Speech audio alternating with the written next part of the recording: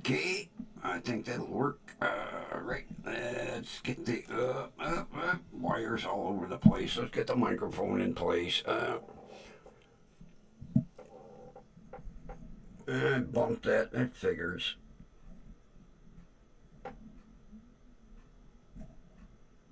I hope that's where it was.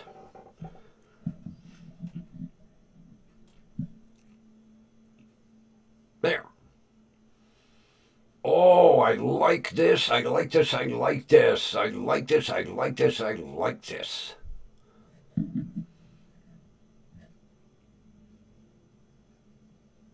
Kathy's here. Runbo's here. Okay. Boy, this is screwy.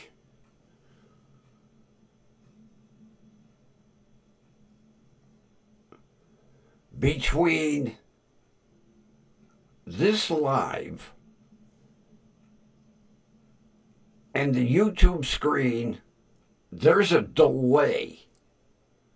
Oh, it's going to drive me crazy. But I can look straight ahead and the chat is nice and big. Oh, let's get rolling here.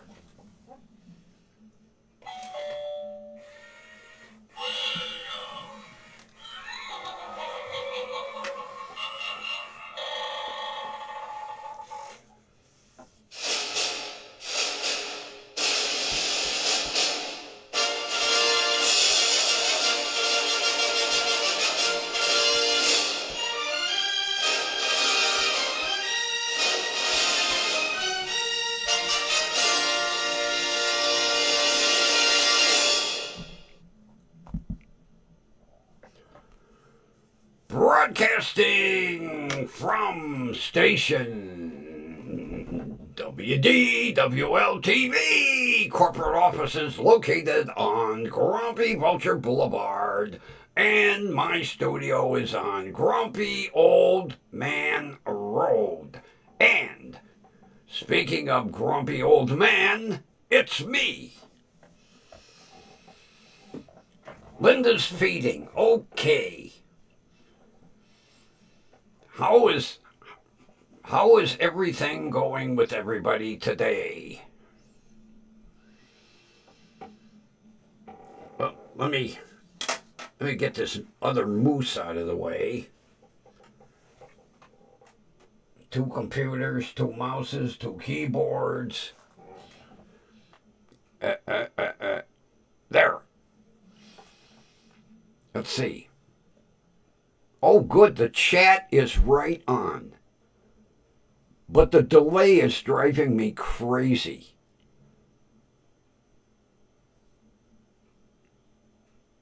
The delay is about 15 seconds difference from me doing live here and me watching over here.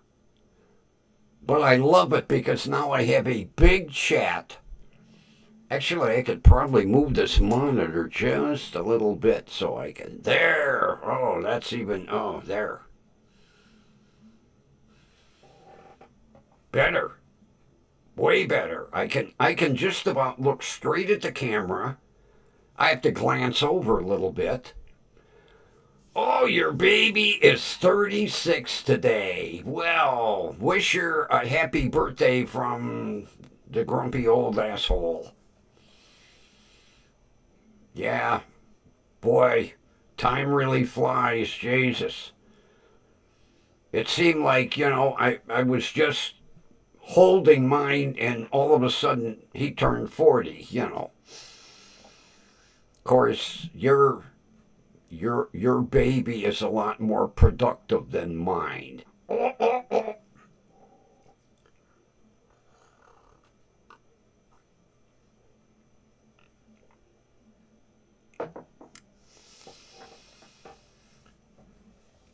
Well,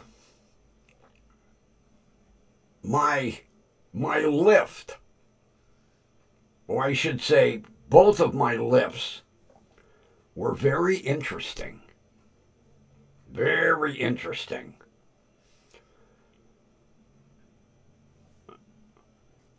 They both showed up right on time. The first one, he had a year-old Toyota Camry, which was spotless inside and out. He worked for both Lyft and Uber.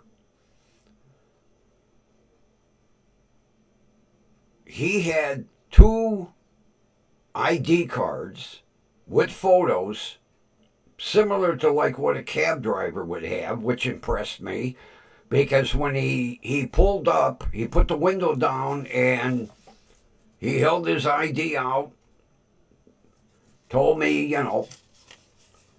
he was here to pick me up. Although he didn't have that little, most of the Lyft drivers have that little sign on the dash that lights up like bright blue that says Lyft. They were out of them, so he didn't have one.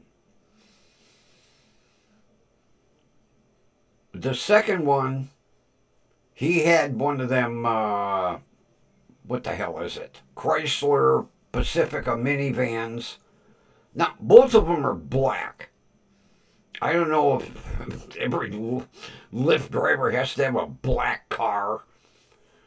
Although I think it was kind of cool because he pulled up. He didn't have an ID. He didn't have the little glowing light.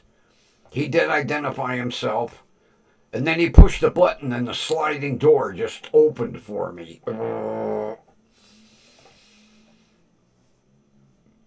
His vehicle was also spotless inside.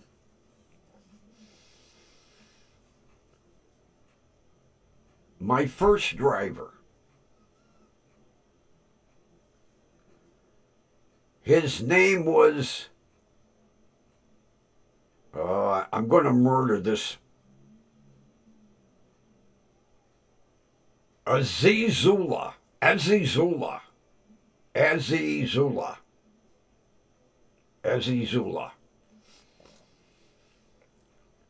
He looked like Bin Laden. Nice guy.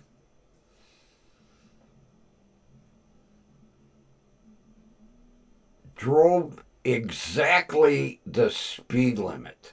Exactly. Because the Toyota Camry, it's kind of neat. The speedometer, first of all, is digital. It lights up all the way around. And it has an orange pointer. And it was pointing right at 30 miles an hour, doing the speed limit. Of course, they got their, GPS in the dash going.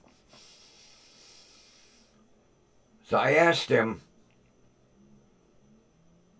I says, with the wear and tear and maintenance and gasoline, driving for both companies, does it work out? Do you make money, lose money, break even? He said, now, Uber charges different, but we didn't go into Uber. Lyft, they have all kinds of fees. And he said basically, the trip from my house to the hospital was only going to pay him $7.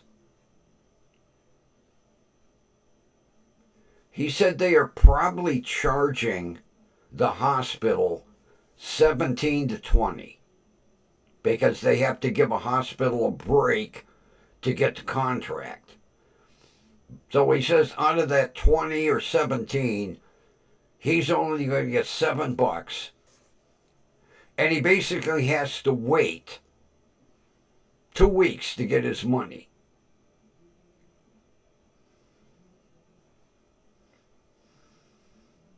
So, and he told me Uber wasn't really, they had kind of cut down on giving him trips. Although, like he said, Uber is so overloaded with drivers. Everybody wants to be an Uber driver. He said in the beginning he was getting maybe 7 to 10 trips a day from Uber. Now he's getting like 3. Driving for Uber and Lyft doesn't seem to be like a profitable thing for me. I wouldn't be doing it full time. Then, my second driver with the Pacifica, which I was quite impressed with that vehicle. I really was. Very smooth ride, nice interior, comfy. The only thing I wouldn't care for, and even he said he didn't care for it, it's got that rotary dial on the dash for, park, drive, reverse. He don't like that rotary dial. I don't care for it myself either, although I don't own it. Today, his name is Kabir. Kabir. Kabir. Needless to say, we know both of their ethnicities. Get this. Talk about cutting your nose off to spite your face. He was an assistant manager at Taco Bell. He quit Taco Bell to drive full-time for Lyft. Today was his first official day. I was his second trip.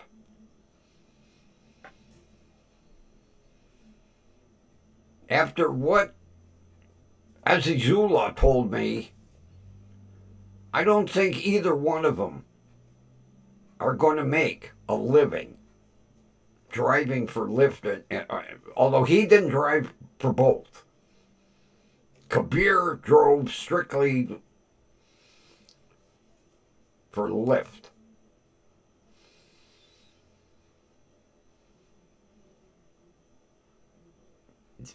Kabir kind of scared me a little bit because he couldn't figure out his GPS. So I had to tell him, how do you get to my house? He almost made 2 wrong turns. I told him, cancel that thing on the dash. Listen to me. I know where we're going. I live there.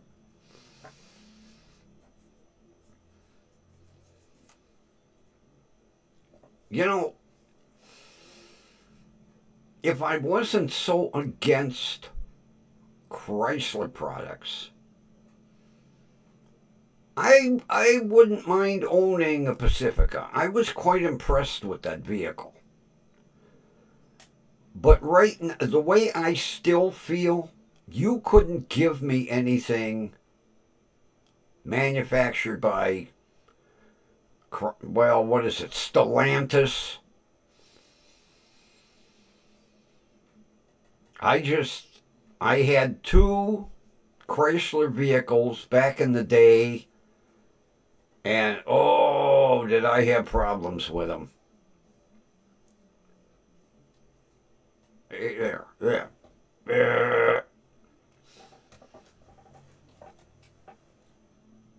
In 1971, I bought a Chrysler Imperial. This was the dealership owner's wife's car. Powder blue with a powder blue matching interior that, they had the frickin' brocade and the seats that looked like lazy boys.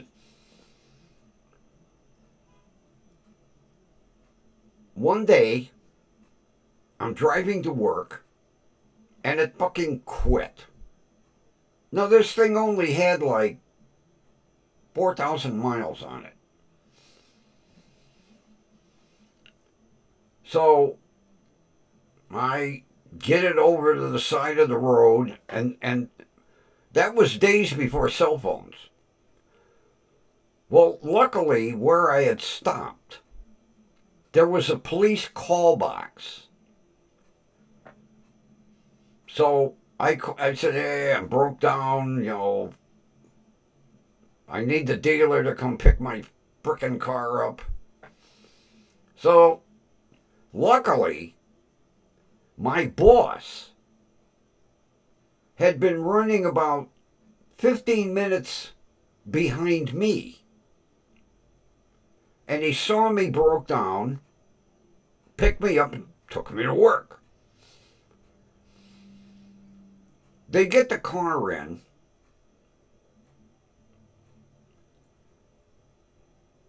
and it starts right up. Now, this is the day before, diagnostic computers and all that shit. Linda's here.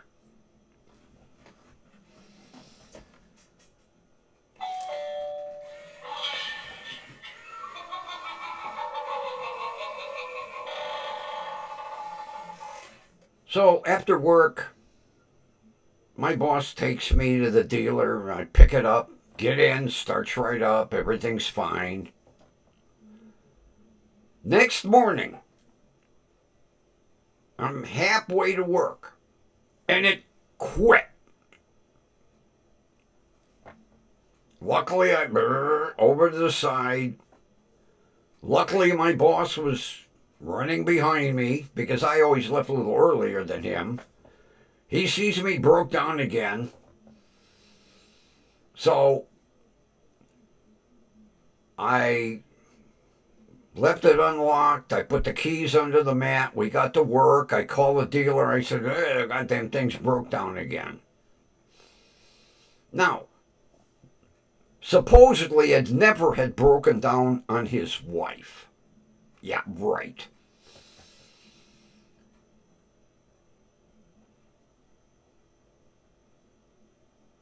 They get it to the dealer, and it starts right up. Now, mind you, when it quit, it won't restart. It'll crank, it wouldn't restart.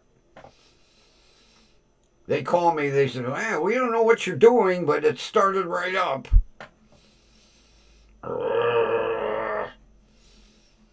So, same shit, pick it up. I drive it. I actually got to get a week out of it. So I said to my boss, I said, you better run behind me in case this son of a bitch does this again. Well, Monday, going to work. I'm right at the 2-90 split going to Eastlake. It quit. I get over the side of the road, four-way flashers on. My boss picks me up.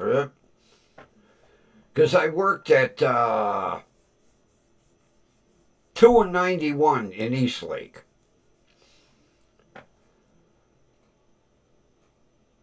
So after about the 5th time of this goddamn car doing this, I told the service manager, drive it for a week. Give me a loaner. You drive it for a week because you're not believing me that this thing just outright quits. So they gave me a little tiny shoebox. What the hell was it? Neon. But free car, I'm not going to bitch.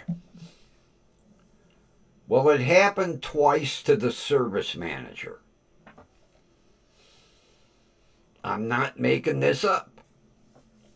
They can't figure out what's wrong. Have no idea. So they gave me a better loaner. What'd they give me? A Chrysler Newport.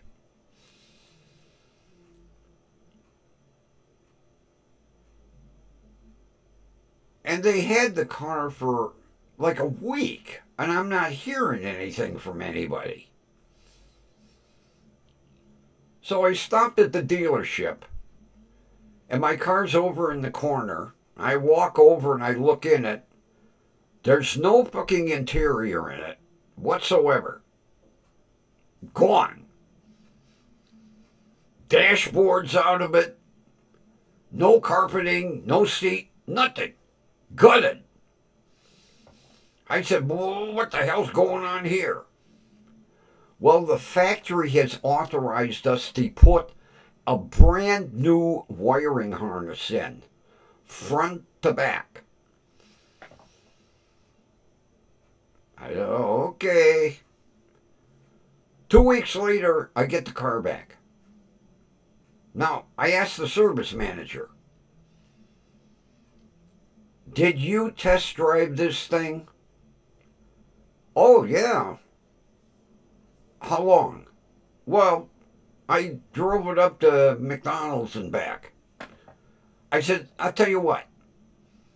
I'm going to hang on to this Newport for a couple of days. You drive it back and forth to work.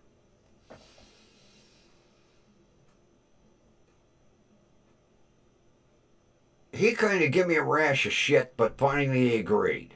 Well, good thing he did. Because the second night he took it home, it quit.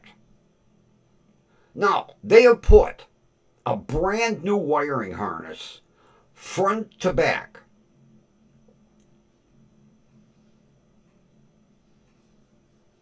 Didn't cure the problem. So he decides to change the steering column. So they swap out the steering column. He drives the car for 2 days. All good. I picked this up. It was on a Friday. I drove it Saturday and Sunday, just up to the store, but it's okay. Monday, I get halfway to work. It quits.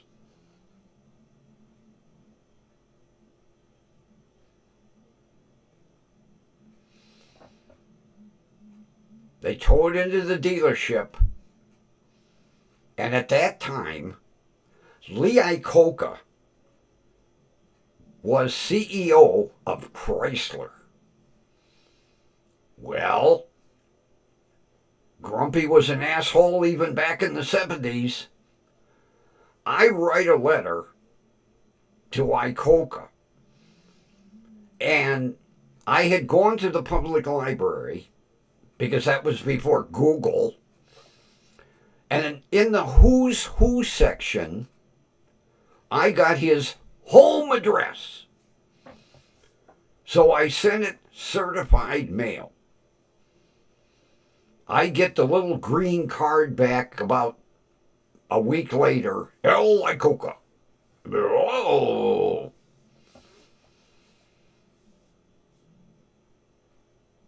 What they ended up doing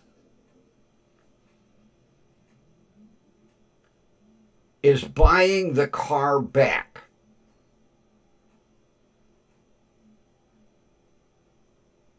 Gave me every single penny I paid for it. Then they had the nerve to ask me if I wanted to buy another Chrysler product. I think I bought a Ford. Yeah, I think a Thunderbird. Yeah, I bought a Thunderbird. It was cheaper than that Chrysler Imperial anyway. So, a couple years go by. and I want a pickup truck. They happen to have a demo Dodge, what the hell was it? D100. It was the baseline. Good price. I buy it. Now, this was in the days of that goddamn ceramic block on the firewall called a ballast resistor.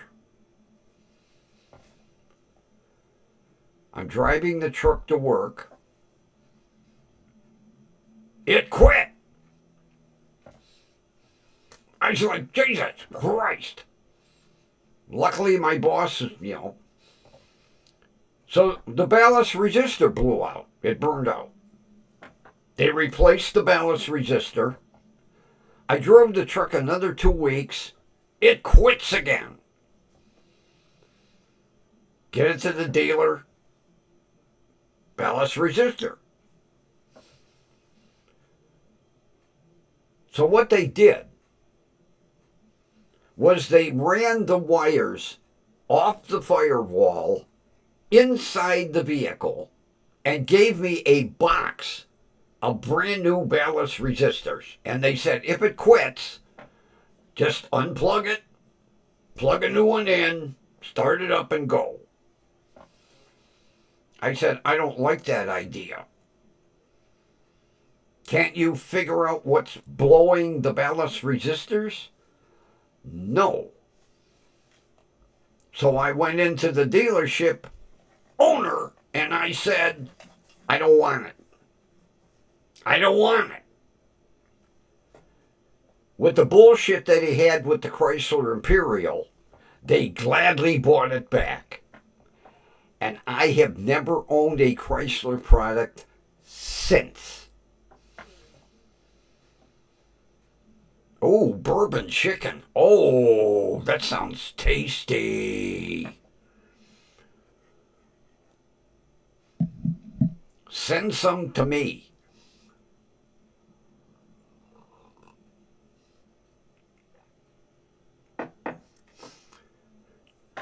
So, today was oncology appointment with my little Chinese doctor.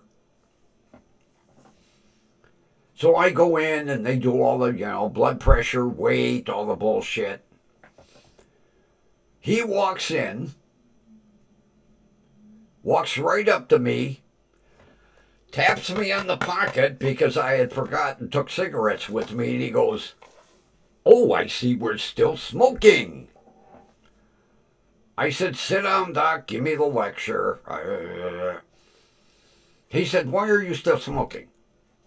I says, because pain management has me all fucked up. He said, well, that's not a good reason.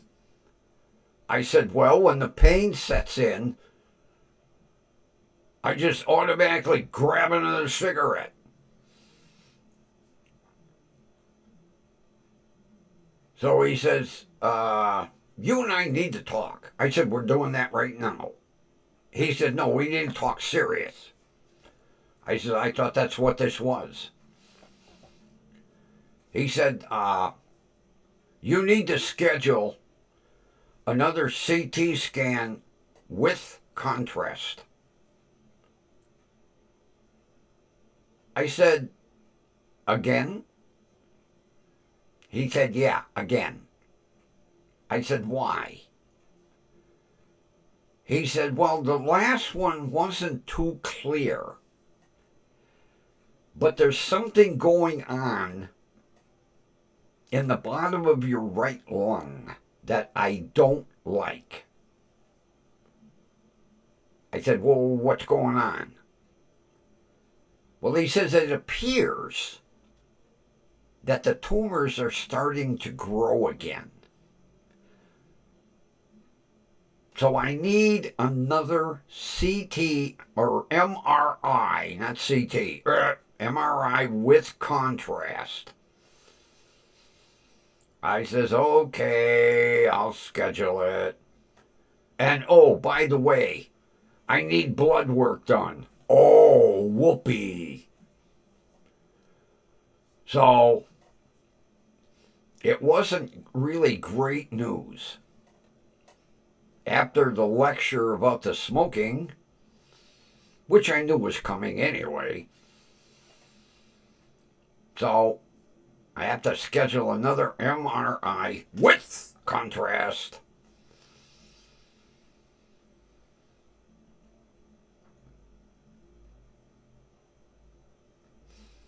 Grumpy did not leave happy.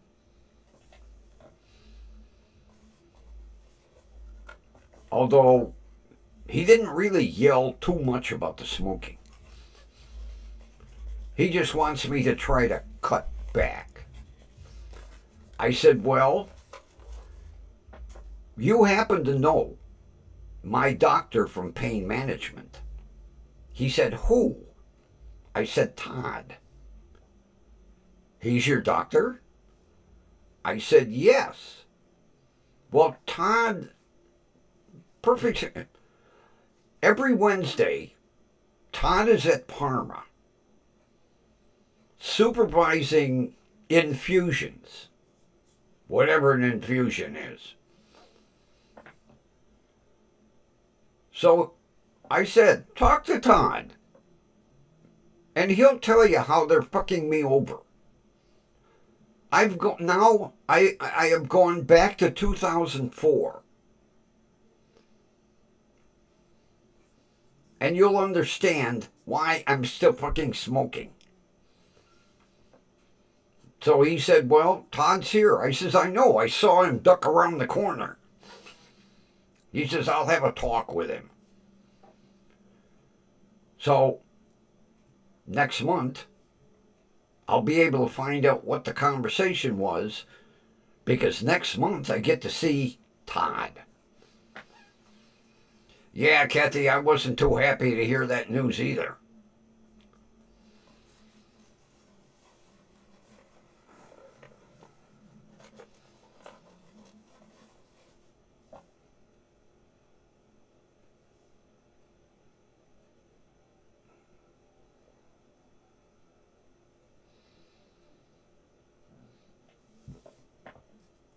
Yeah, well, I should have scheduled it today when I came home, but I'll call in the morning and schedule it.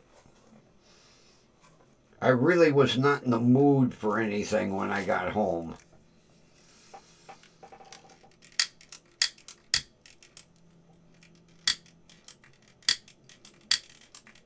Oh, come on, Jesus. Now my lighter's telling me not to smoke.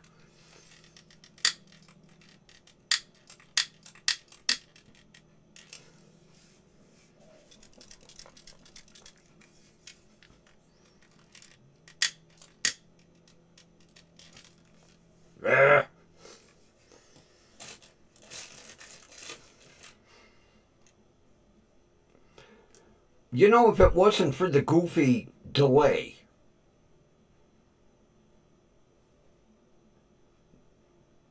like right now, I'm lighting my cigarette.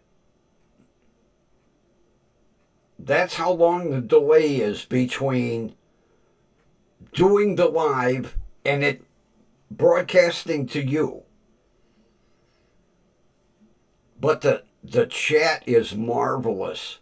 It's big, bold, and right in front of me. I don't have to look over here anymore.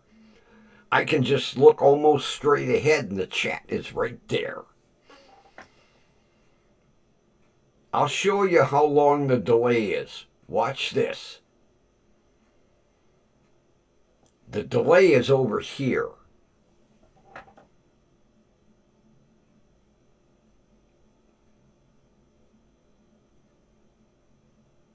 It's like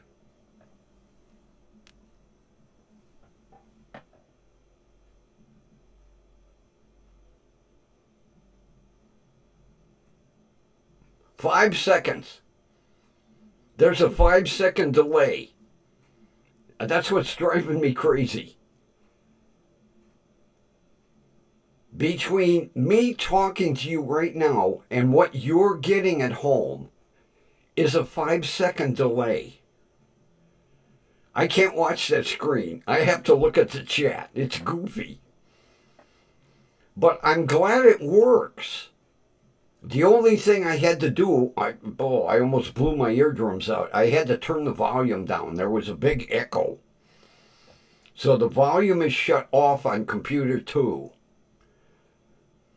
And I might be able to move the chat, that monitor, over just a little bit more. I don't want to block the camera with it. But it's so much nicer than having to look at this little itty bitty over here. It looks a lot.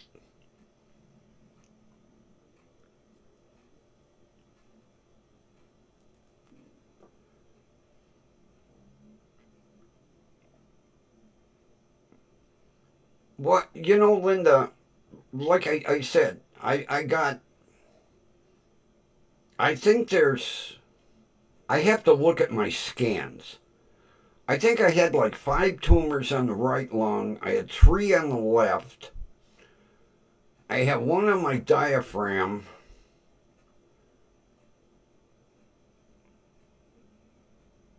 Nothing on the liver or kidneys.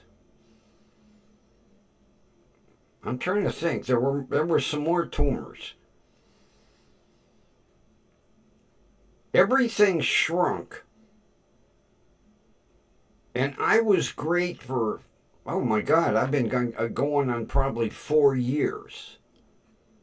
And now all of a sudden, the ones in the bottom of the right lung, he thinks, are growing again.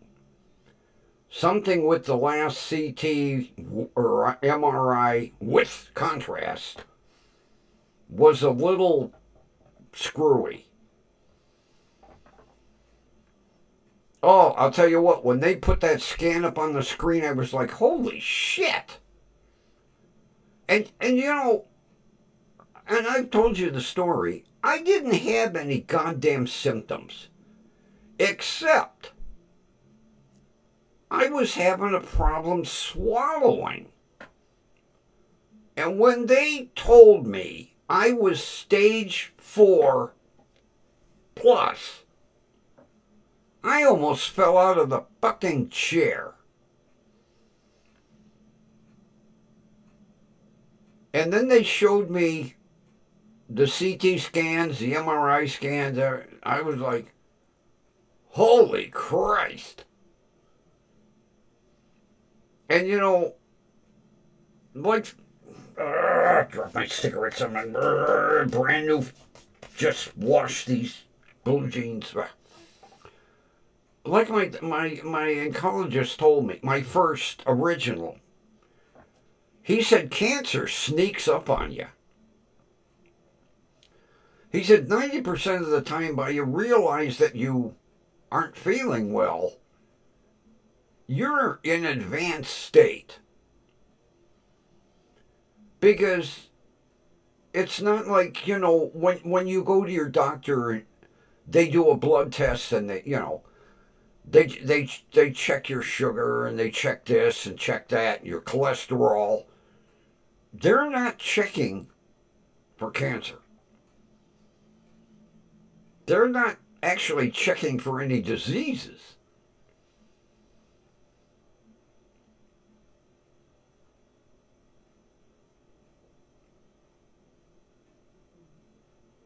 And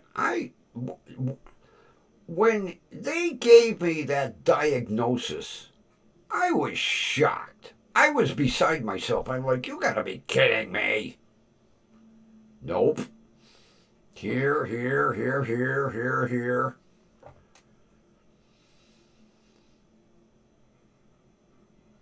Wonderful.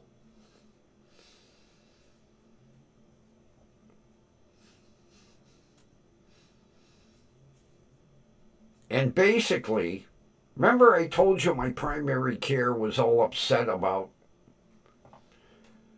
I don't know if it was my chest x-ray or my CT scan. The tumor in the top of my left lung has crystallized. I never heard that before. It's basically dead, but it crystallized. And my primary care is all like, ugh. My oncologist said, don't worry about it.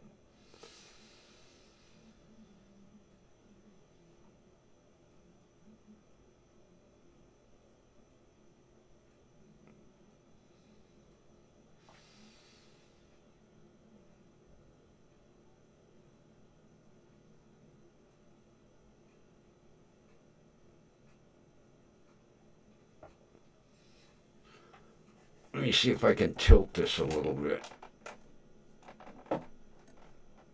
There. I can read it a little clearer now.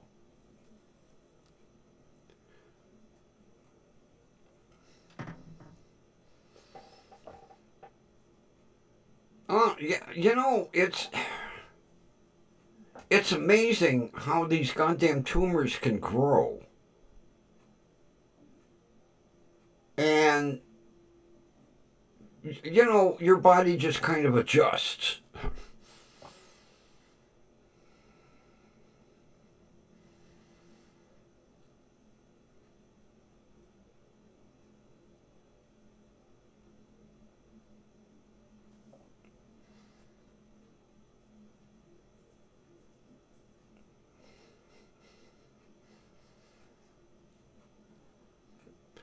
Matter of fact, I keep forgetting to look up crystallized tumor. But my doctor said it's dead. It's just crystallized. I guess maybe I'll have to look closer at the MRI and see if it glows in the dark or something.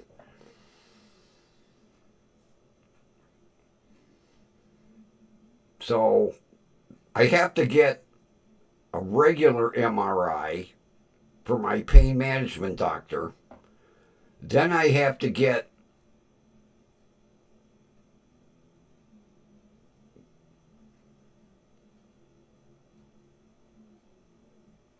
it's like 8 or 10 different views of x-rays. I guess maybe I'm going to be I don't know. I was reading the order today,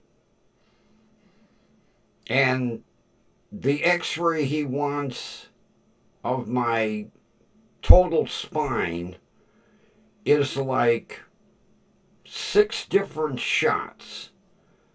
And then the x-ray from my shoulder to my head is like 4 different shots. This is going to be interesting. What am I going to be posing? I'll be in that x-ray machine so goddamn long I'll glow like a nightlight when I come home. And then I have to get a regular MRI. And now I have to get an MRI with contrast. I was like, can we do these like in one day? No.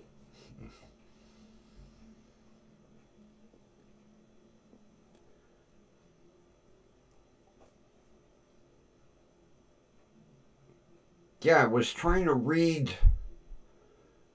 It's like 6 different. I don't know them whether they're going to turn me or what they're going to do, or 6 different shots from my shoulders to my ass, and then from my neck to the top of my head, 4 different shots. I'm going to be spending a lot of time in the x-ray machine. I'm going to need a goddamn Newton meter to detect the radiation on me.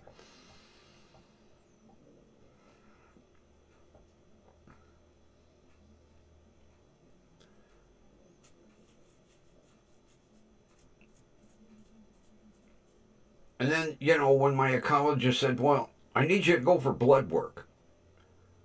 I said, I just had blood work done for my primary care. You can't use that? No, I'm testing for different things. I said, the last time Vampira took like a quart.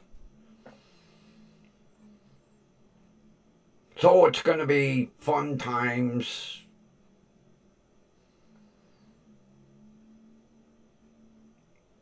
But it's not, it's not anything I haven't done before. I just don't like, 2 MRIs. Nice and noisy. Bum, bum, bum, bum, bum, bum, bum, bum. I think this time I'll go for the headphones with the music.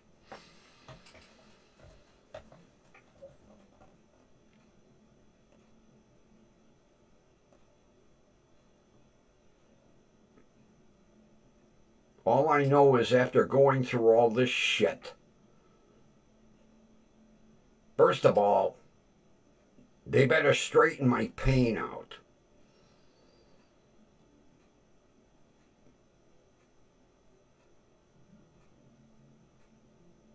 Matter of fact, well, you know me. When my oncologist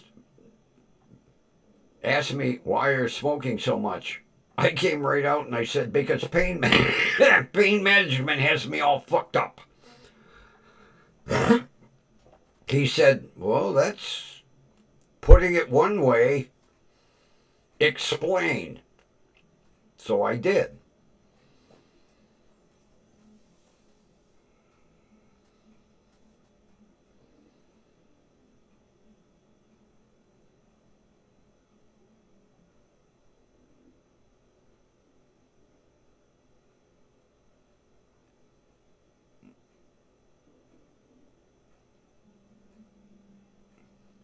Oh yeah, Kathy, I hear when they do the thyroid, they put a lot of radiation in it. Yeah.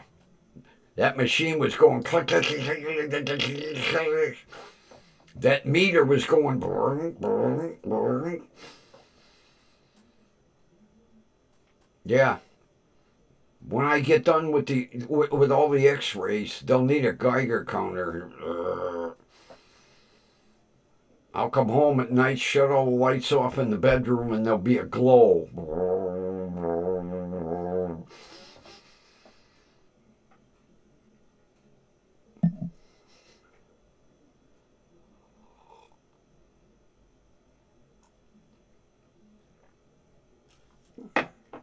So that was my oncology visit today. Not what I was expecting, but what the hell can you do?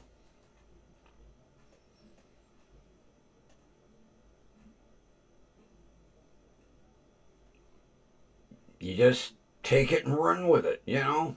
What am I going to sit here and feel sorry for myself?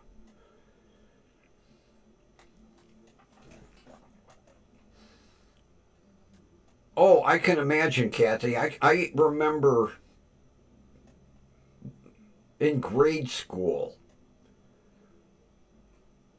I think it was 5th grade, we had a guy come in from NASA and he gave a talk. And he brought a Geiger counter and he had 2 discs. And one disc had like a little bit of radiation, and the other disc had a lot. And he showed the Geiger counter and he put it on the first disc and it just went tick, tick, tick, tick, tick. He put it on the second one and it was like, and he held the discs up and I was like, you can't see anything.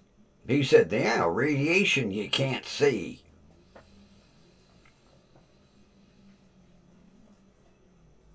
So,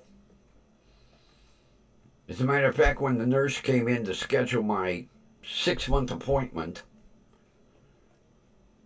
she says, are you doing all right? I said, hey, It's not like I haven't had disheartening news before.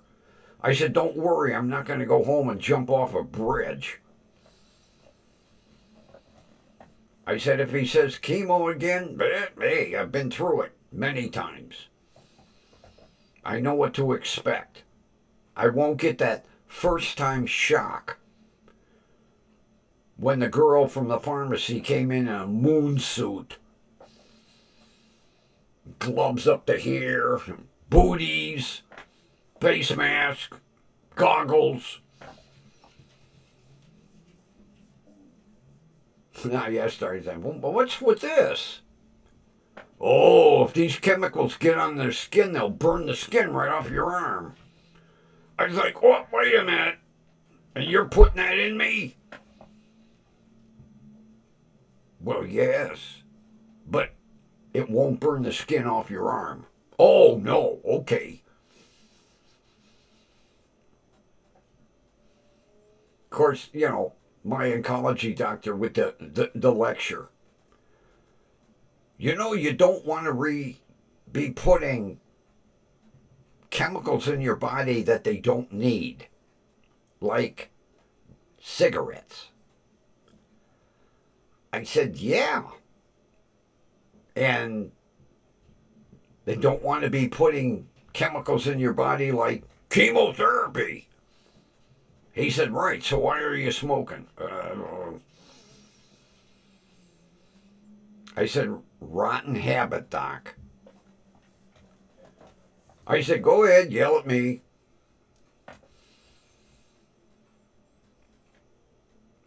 He also wants me, he wants me to go through some kind of, I can't remember the name of the physical therapy.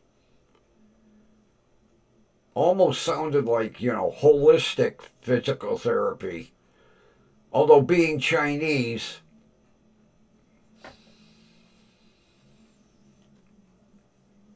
I'll have to look on my chart because it said schedule, I'm like, oh boy, I can hardly wait for that.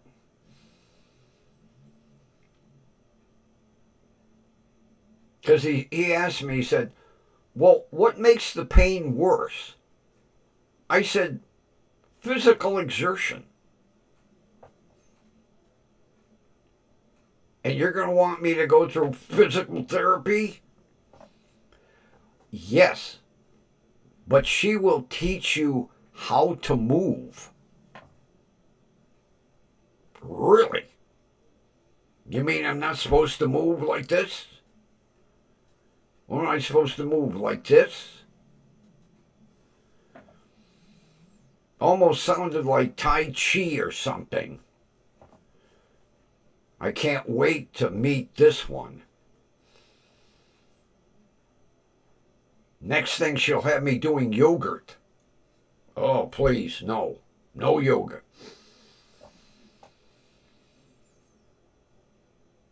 Yeah, it sounded like Tai Chi physical therapy or something.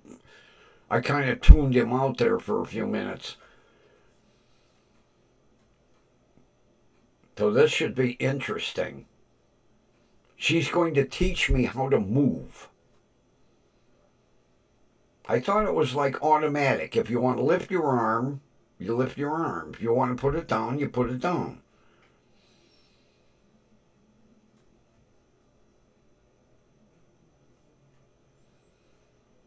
Yeah, Linda. It's like going through rehab after a major accident, Yeah, this therapist is going to teach me how to move. I've been moving all right for 73 years, but I guess I'm moving the wrong way.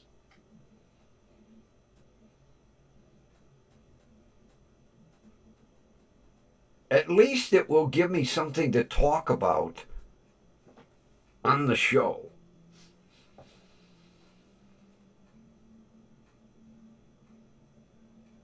Because he told me they have a lot of these unorthodox physical therapists. So what am I going to be doing? Tai Chi. Yeah, she's going to teach me how to move.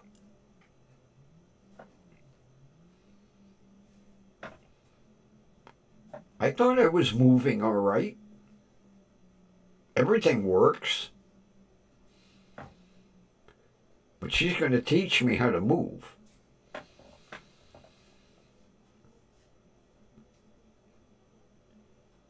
Another, as if I don't have enough fucking doctor appointments. Now I have this one. I'm going to call her and talk to her before I schedule an appointment. Ask her, what kind of therapy is this?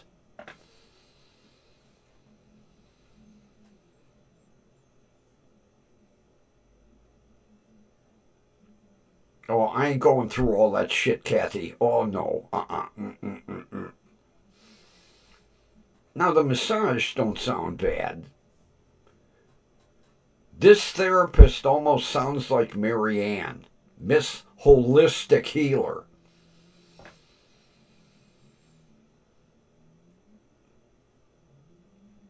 When I call her and get the title of what this physical therapy is, I'm going to mention it to Mary Ann.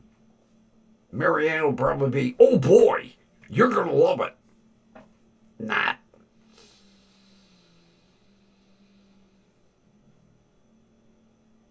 Yeah, Kathy. That's what I'm on the way home. I was thinking that, like, they think I'm imagining this goddamn pain.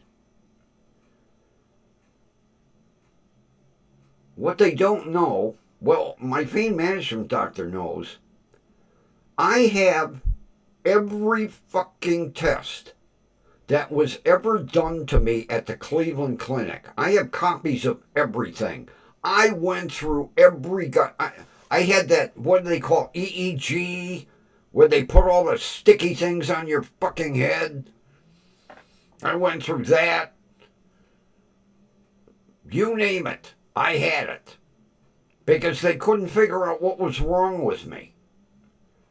After they fucked up my neck and did that, oh, you have a bone spur, we need to do a fusion.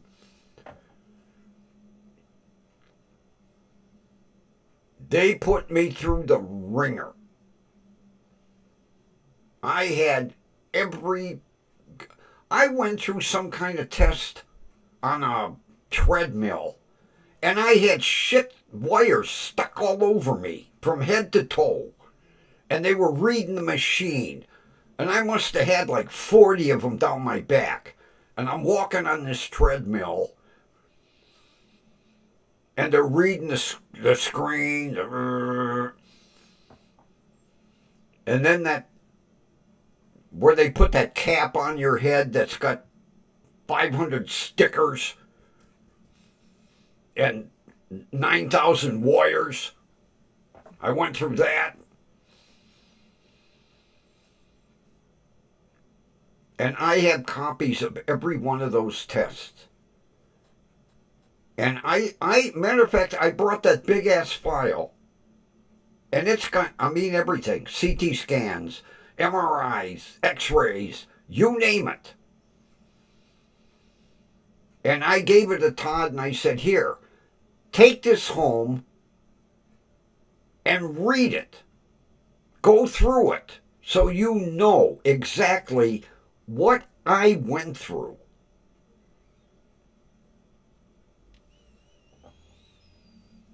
Because the pain management doctor, Todd's boss, he suggested, steroid injections and nerve blocks. And I was like, I went through that shit and it didn't work. I ain't going through it again. No. Goddamn nerve blocks. Jesus Christ. Come at you with a needle like 12 inches long in your back. Oh! I ain't going through no more. No. Matter of fact, when Todd read the information about the nerve blocks, he said, holy shit, the chemical that they mixed up in that syringe would have dropped an elephant. I said, yeah, and it didn't work. Steroid injection, nerve blocks. I've been through it all. You ain't doing it again. Supposedly, since 2004, medical has supposed to have advanced. You know, '04, archaic. 2025, modern medicine. I couldn't believe he said, how about nerve blocks? Been there, done that. How about steroid injection? Been there, done that. And I can't wait to see what the oral medication is to supplement my drop in fentanyl patches. Because now we've gone from 75 micrograms to 50. So it'll be interesting to see what the pills are.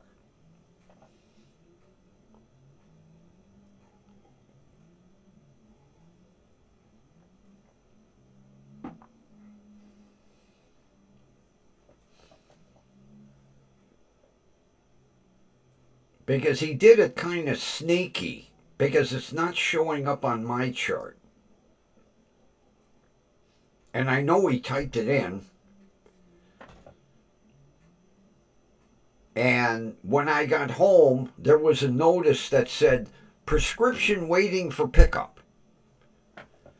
But it doesn't say what. And if it's some shit that I've had before that didn't work, I'm going to call him and tell him, I've done this. I've been there. I got the t-shirt, Doc.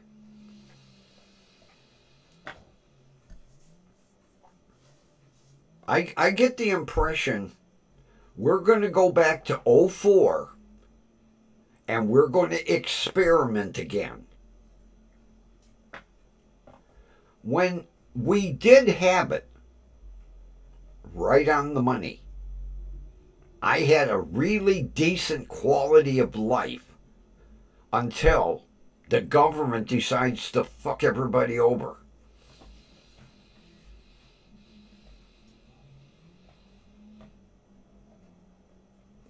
So it will be interesting on the 3rd when I get my medication. And if it's something I have done already that didn't work, I'm going to call and I'm going to say, Doc, I did this in '04. It ain't going to work. Christ, I had hydrocodone, I had Oxycontin. They maxed me out on hydrocodone. They went to Oxycontin. They maxed me out on that. It didn't work. It didn't work.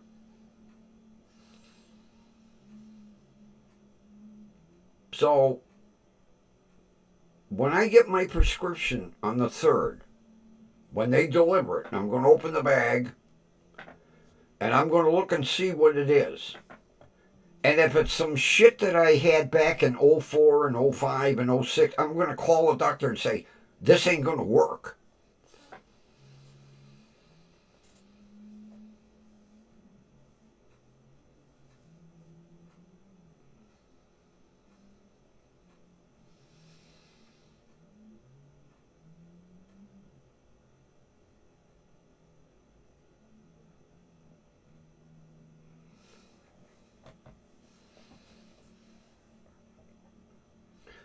Yeah, well, Linda, some doctors do over medicate.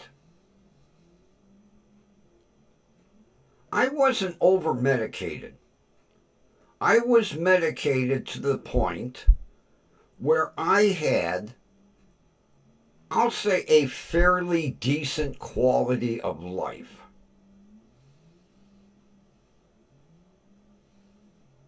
And now I have gone back to 2004. They don't want to believe me. I have the proof. I guess what I'm going to have to do is bring that file in from the clinic and put it on my pain management doctor's lap and say, here, take this home and read it.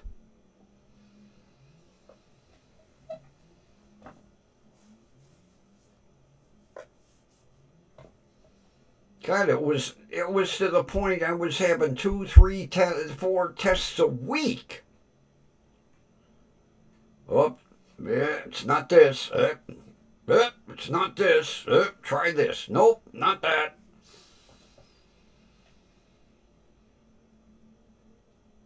I had tests I didn't know existed. Like that one on the treadmill, where they put, it had to be 60 fucking suction cups all over me. And they were watching the screen.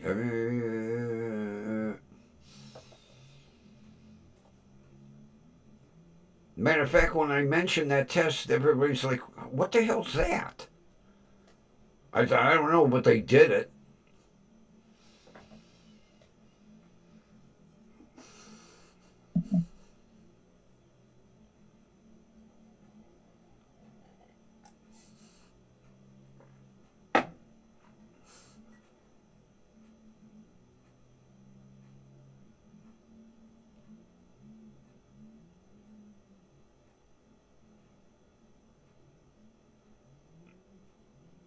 Oh, that delay is hilarious. I took a drink of that coffee like 8 seconds ago. Oh my God. Well, now I know what it's like on TV. Because television has a 7-second delay. So if somebody screws up, they can cut it real quick. That's what YouTube's got. It's got a delay.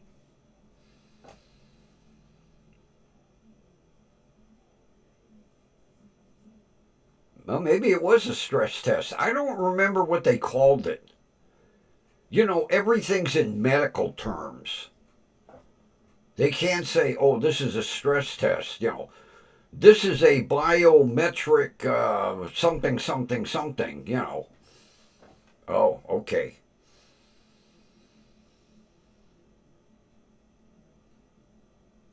I think it was getting to the point the doctors didn't know what to order, so they just went, oh, let's try this.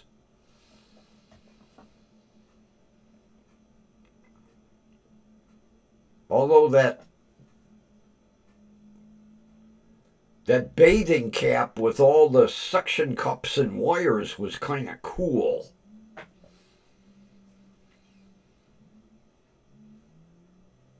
Because they soaked it in some kind of solution. I don't know, maybe it was ice water. I don't know. But they took that thing out and they put it on me, and it was wet and cold. And it had 9,000 suction cups on it and 10,000 wires. And I had to sit there and they would flash a colored light. I remember it was every color of the rainbow. And they just told me, just watch the screen. Okay.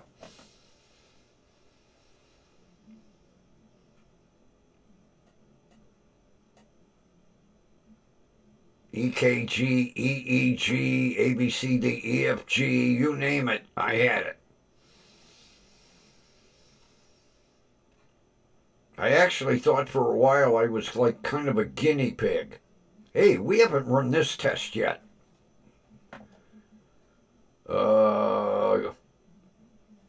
Give it a grumpy. Okay. The only thing they didn't do was like hang me upside down by my heels, you know.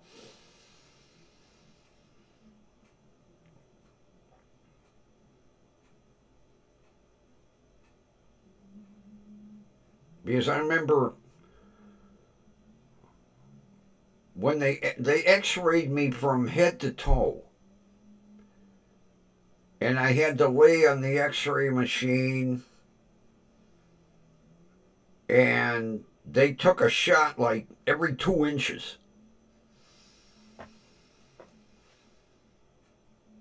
I've got all the x-rays. Man, I got a stack of x-rays in that file, got to be an inch thick.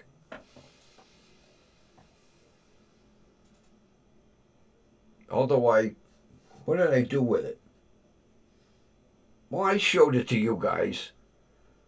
The x-ray with my dog bone in my neck.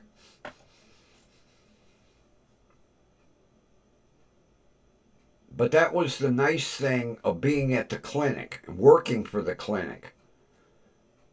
All I had to say is, I want a copy.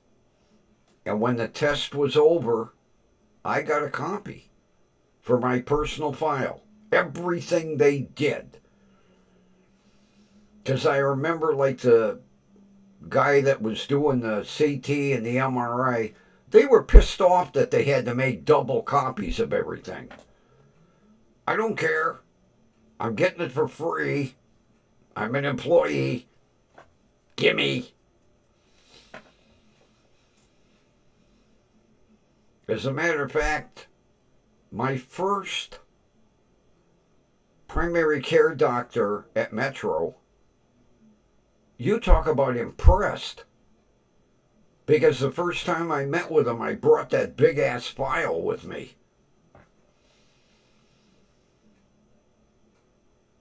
And he said, I need to go over your medical history. Here, read this. He was like, what's this? I said, it's my medical history. And I allowed them to take it home. Take it home. Read it. Go through it. Every inch of it.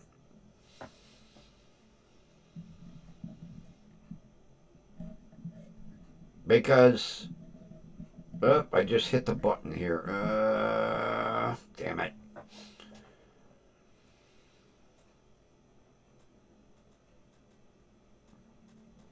Well, see, with my chart,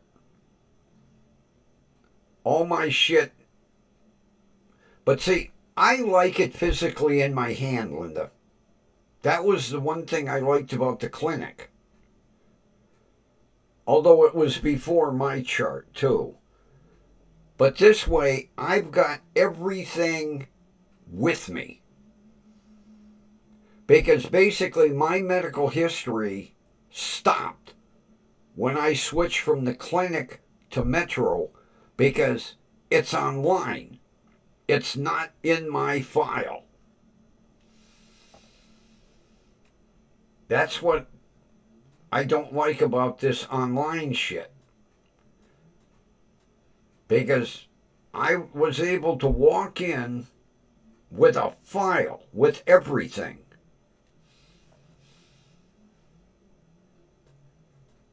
So, I mean, yeah, as far as Metro's concerned, you know, but I wish they would have entered the previous, although they're not going to have somebody sit down and go page by page and enter all my clinic shit. But it would be nice, because then a doctor could go in and go, oh, well, that test was done in 08 and they did that in 09.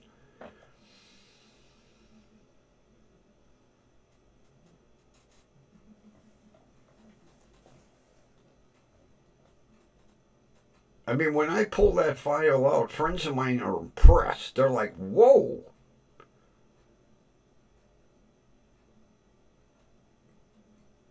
I said, yeah. I have all my medical records.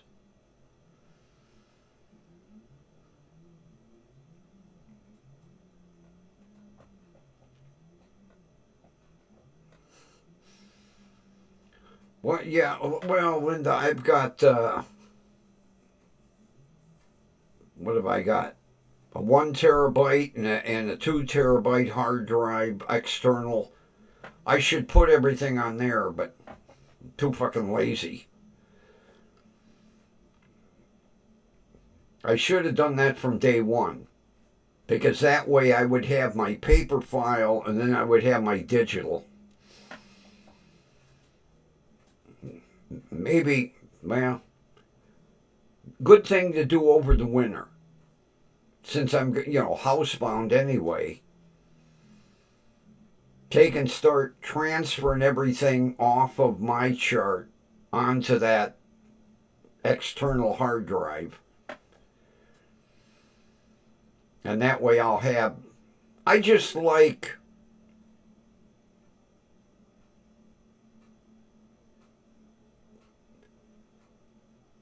the hard file. I wish everything was, in a hard file, like I have from the clinic.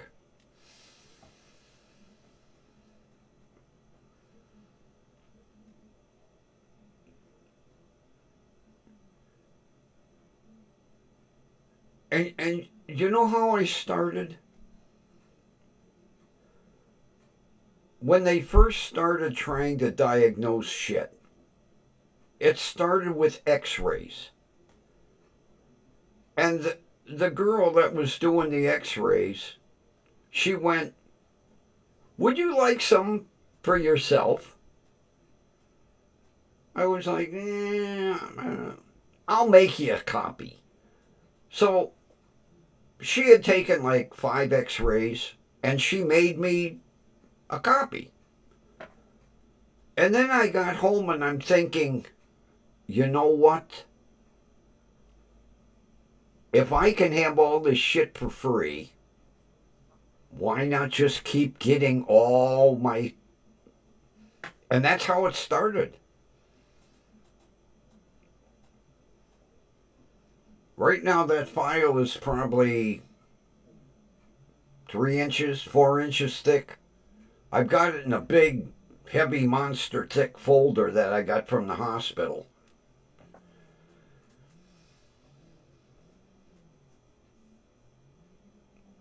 But you give me a good idea, Linda, to start copying everything over onto that external hard drive.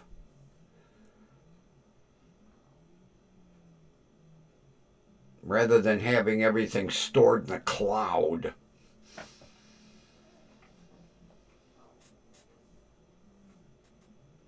But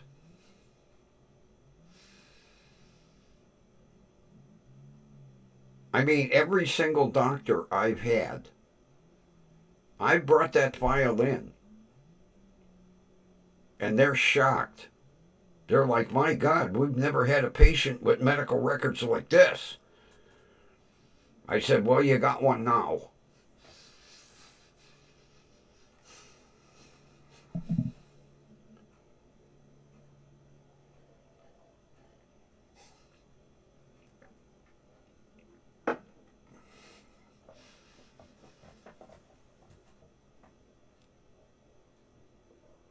Yeah, it's just...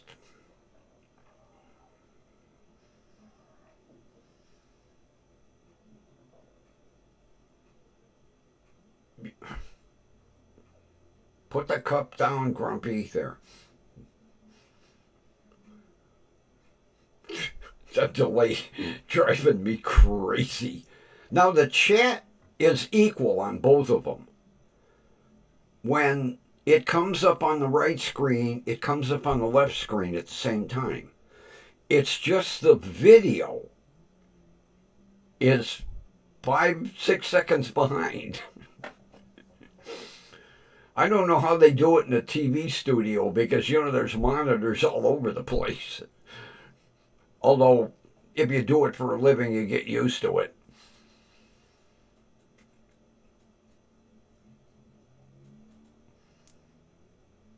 Here, we'll time it. I'm going to do something. I'm taking a drink of coffee right now.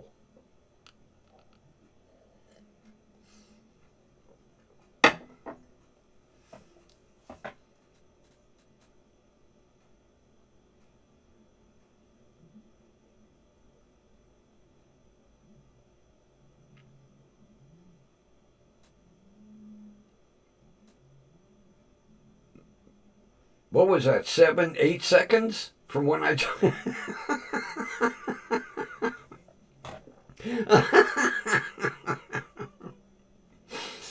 Yeah, it's got to be 7, 8 seconds. I should have timed it. But at least the chat is right on. And I like it because now I don't have to keep doing this. I can just kind of glance to the left and I can... Because when you're on, you should be making eye contact with the camera, not looking all over the place. But it is hilarious.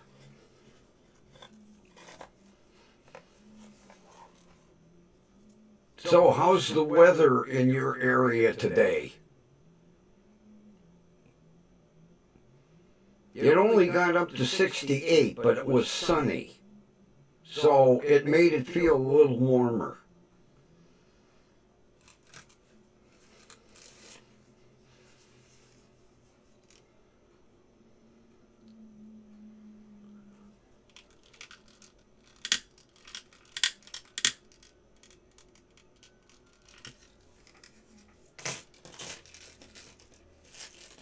Oh my God, Jeff is still having problems. I thought him and G2 got that all worked out.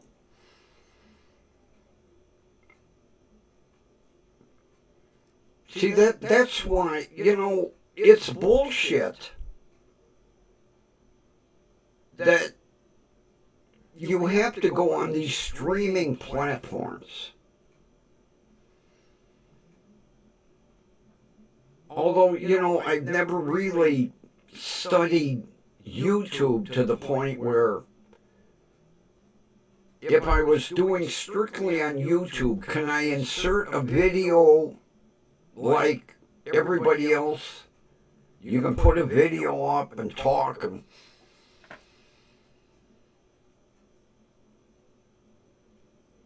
Although it's not like I want to show a lot of videos.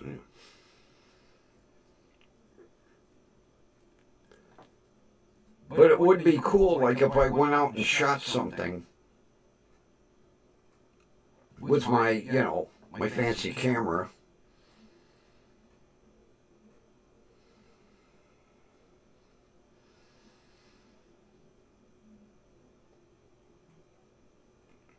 I'm going to have to go on, get in the chat sometime when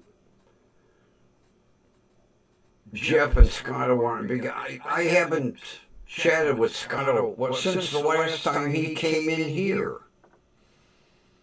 I kind of miss Scotto. I like him. He's cool.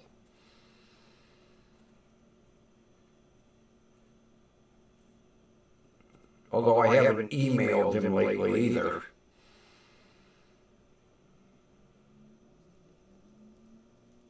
Oh, you got rid of the humidity? Good.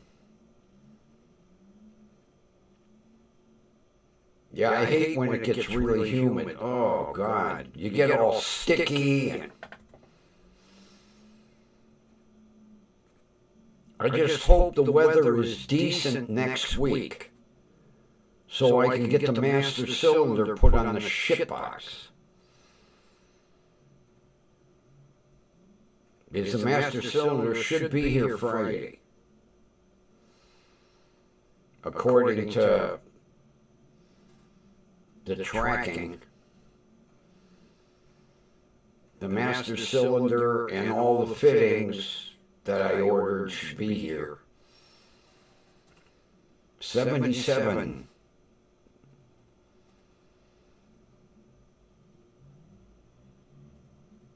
Yeah, it didn't get over 68.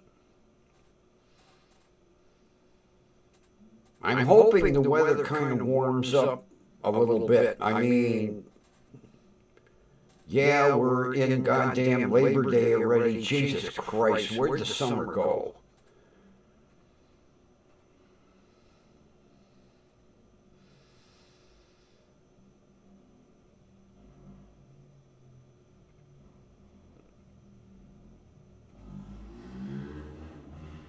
Oh, Jeff is a whiz.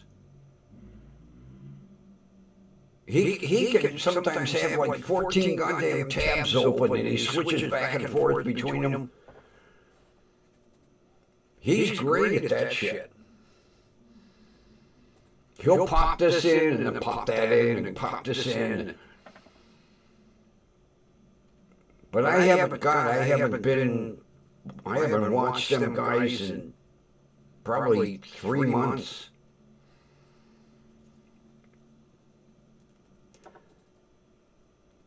What I have to do, and I've been saying I'm going to do this, I've got one of these small form factor computers, like the one that I'm using over here, computer 2.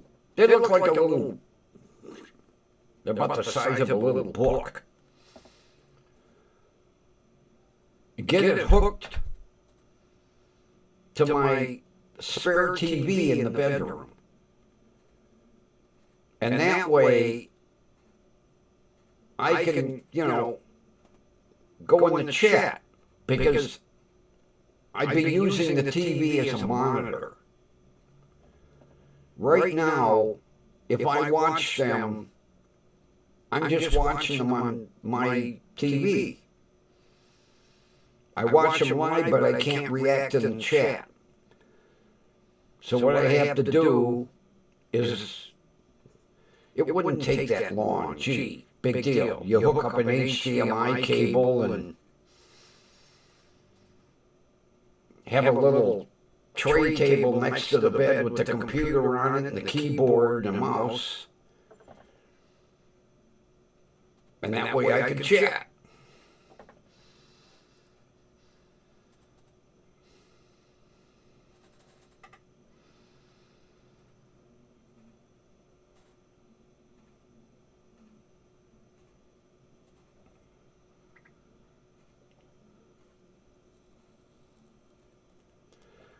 Oh, what do you got? A tropical storm moving in?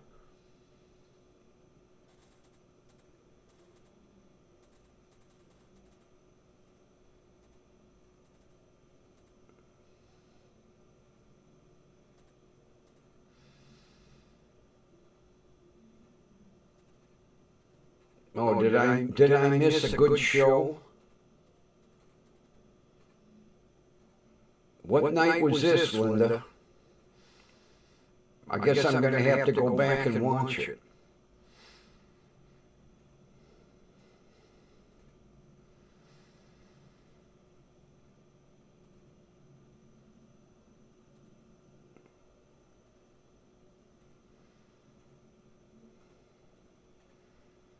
Oh, I wish people would quit listening to Todd already. Jesus Christ. The guy talks out of his asshole. He's a drama queen.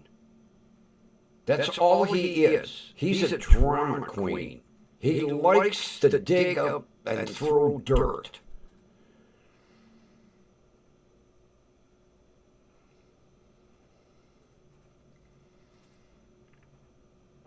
Todd isn't happy unless he's stirring up shit somewhere. That's why I quit watching him. I couldn't take his crap anymore.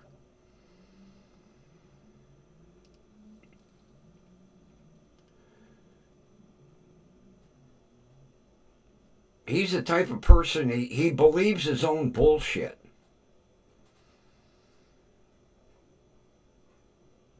Matter of fact, I unsubscribed and everything. I don't even know when he's on anymore.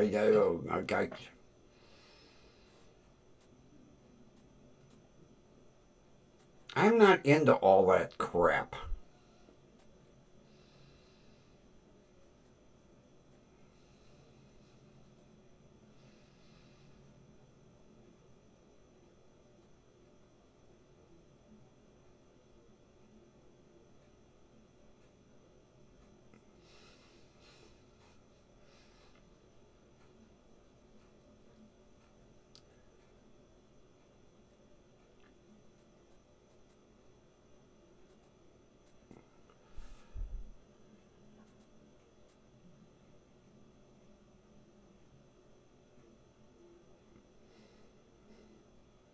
Who? Somebody did that once before. Who was that? They wished cancer on a little kid or something. Who the hell was that? I can't remember all the details. Jesus Christ, we're fighting this goddamn disease, and then you got some asshole that wishes it on somebody. Maybe he should go through it.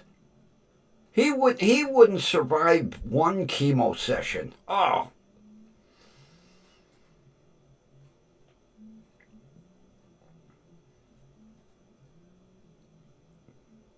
Christ, I've been through it 3 goddamn times. I go 3 years in remission. Here we go. Plug me in again. And I drive myself. I drive down for, I drove down for my treatments. I drove home.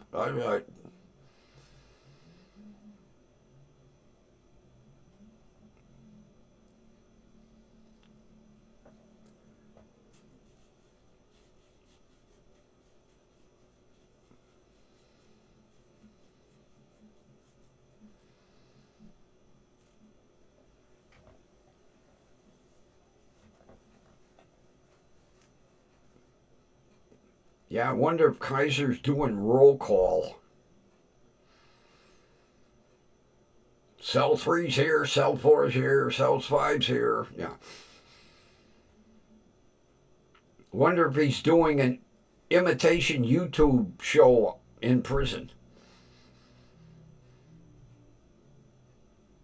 Although that last mugshot, prison did him well. He actually was looking a bit healthy. That's because you can't get drugs.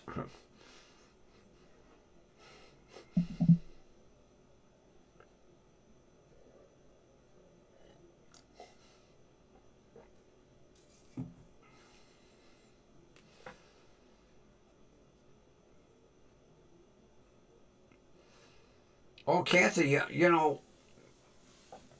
I was quite lucky.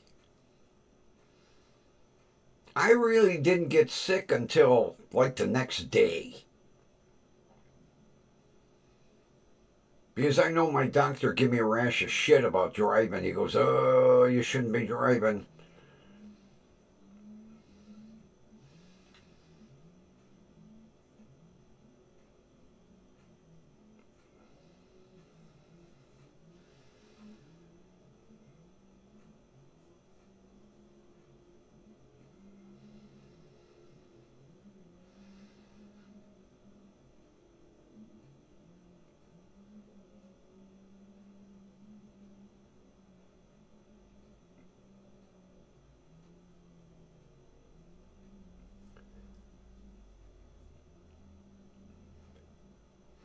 I mean, driving home, I wasn't feeling the best, but it didn't impair my driving.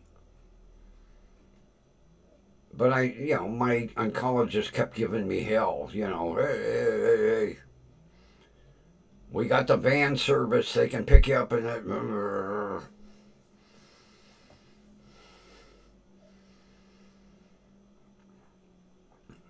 There was just something about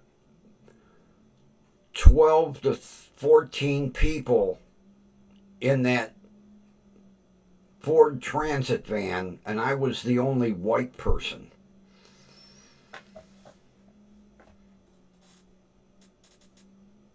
I decided I'd just drive myself.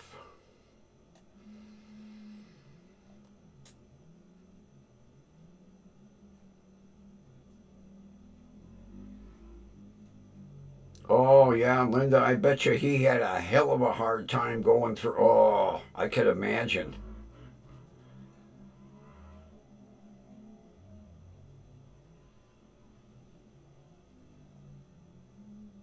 With the drugs he was putting away every day. Oh, I'm sure they had to put him in the hospital ward and probably sedate him.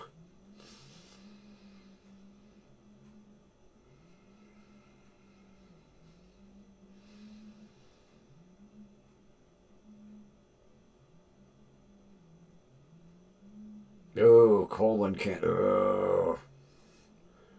I know somebody that went through that.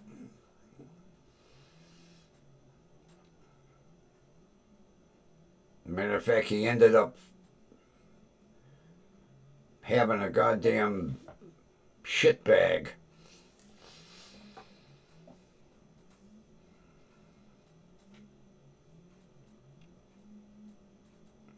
Oh, you gotta be kidding me. Really, Linda? Oh, I hope Jeff gave him what for. I would like to see that show. If he did it on air, I would like to see. When was that? I'll watch it on YouTube tonight when I go to bed.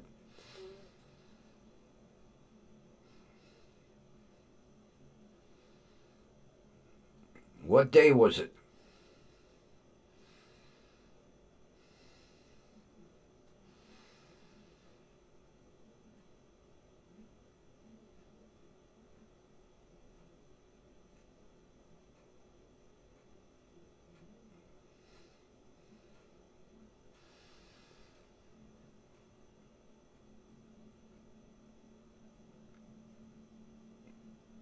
Whose mom? Kaiser's?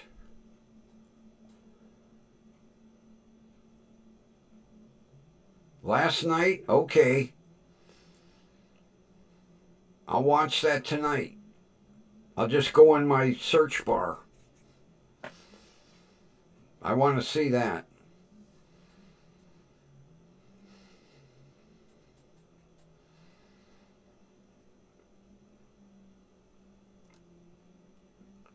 Gee, I wonder how long it took Kaiser's mother to throw all of his shit out of her craft room. Oh, okay, Kathy.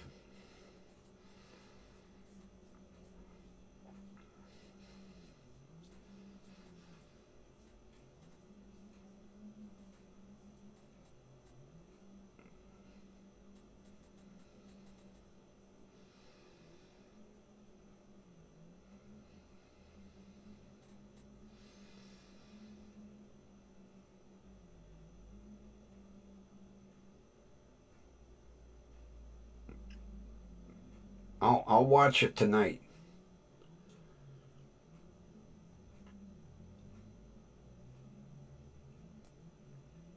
Because I'm subscribed to Jeff, so it'll be easy for me to pull up.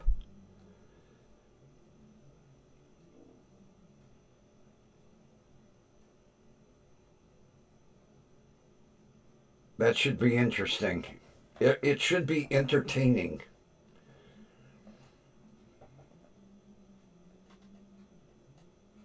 Although I don't know why people just don't ignore Todd.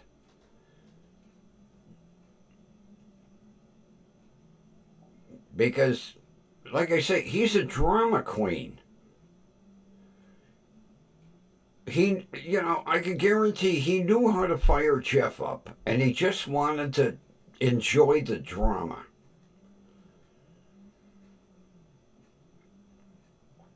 And with Jeff telling him off, it went in one ear and out the other, and he'll just start his shit again. He don't care. He is just ignorant.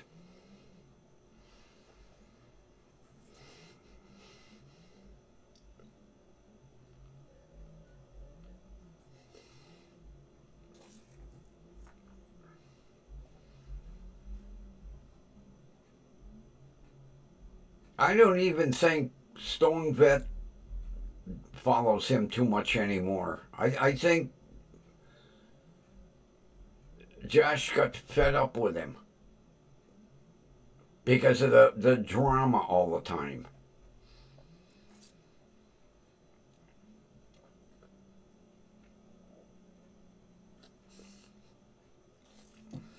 And Todd feeds off of that.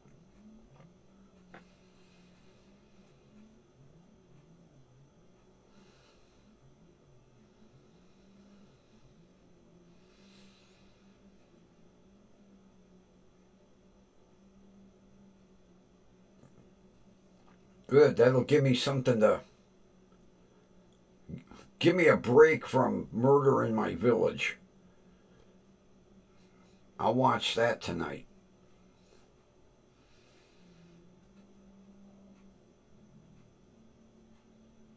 But like I say, Todd, he feeds off it. He'll stir the shit up and then he sits back and he enjoys the backlash. And it just fires him up more to keep it up and keep it up and keep it up. That's why I quit watching him. Oh God. I couldn't take him anymore. I'm not into drama. I am not into drama. I can't stand it.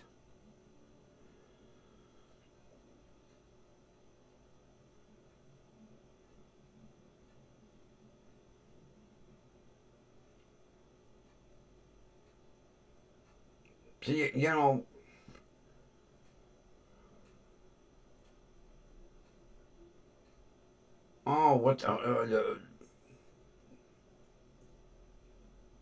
when I used to watch, what's his name, Hezekiah. And then when that drama started with Ray, I unsubscribed from him. But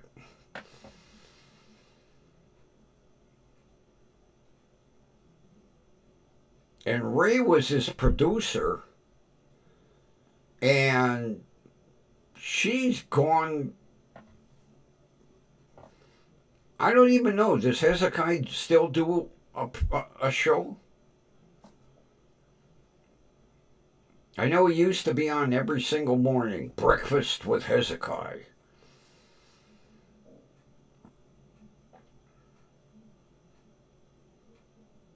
I know when he moved out of his mother's house. He moved from Florida back up to what, Wisconsin? And he moved up there and he didn't have a damn thing. He didn't have a chair to sit on. He didn't have nothing.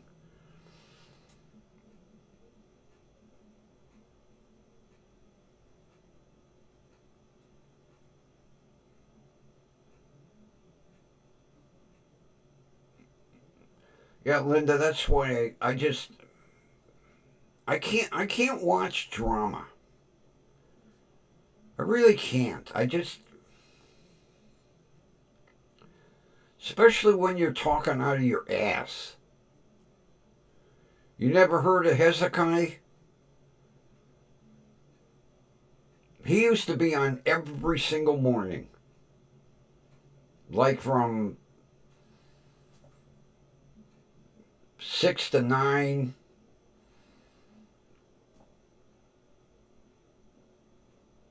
And he'd talk about news and this and that and bring up different clips from different YouTube channels. And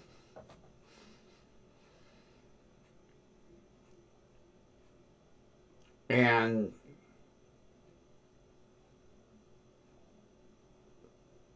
Ray had said she had gotten some kind of diagnosis that was kind of terminal. And I can't remember who started a bunch of shit. And Hezekiah went bonkers, and it was just all drama, drama, drama, and I just unsubscribed, quit watching him. Then, like I say, he moved. He was living in Florida with his mother, and he moved up to, I think, Wisconsin. And he moved up, and he was sleeping on an air mattress on the floor. He didn't have any furniture. I don't know how the hell you move. You've got stuff in a storage locker, and you don't bring it to your apartment? He's on at 6 a.m.? Really? Still, huh?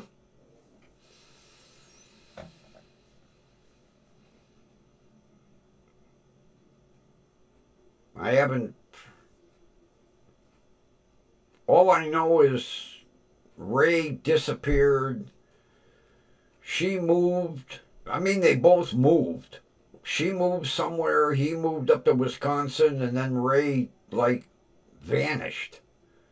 And she was his producer. I remember that. So he's running the show himself, huh?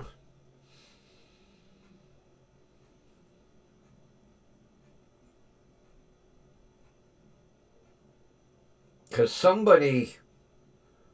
one of his listeners gave him a car. There was something that went wrong with his car.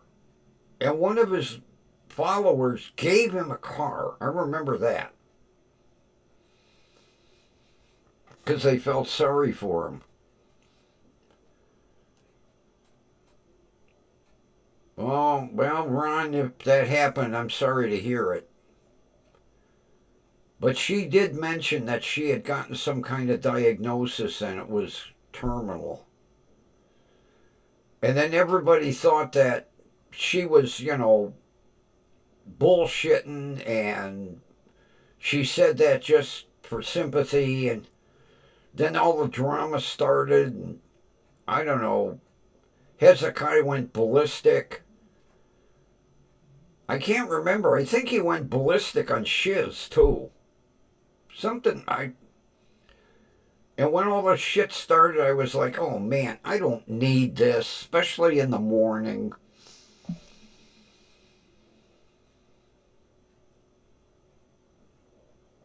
And like I say, Todd too. I'm not into that shit. I'm just, no, no, no.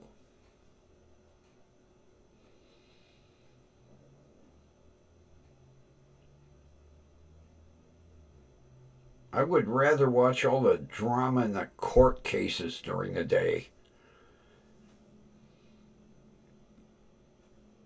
But Todd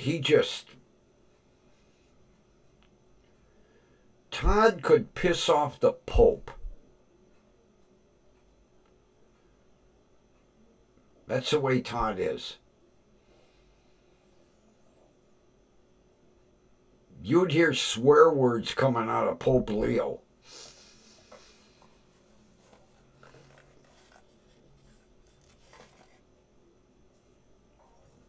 And he's arrogant.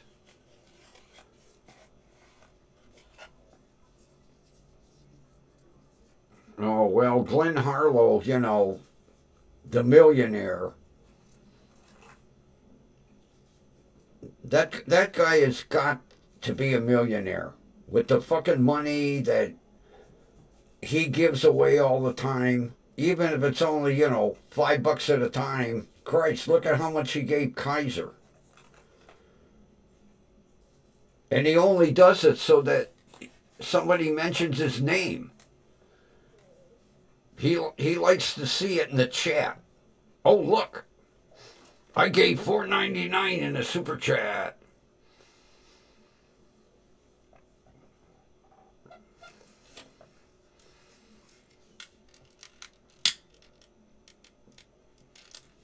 If the guy's got that kind of money, let him send $3,000 or $4,000 to me so I can go buy a decent vehicle. Because at the rate probate court's going, I won't see that goddamn Passat until next year this time. Jesus.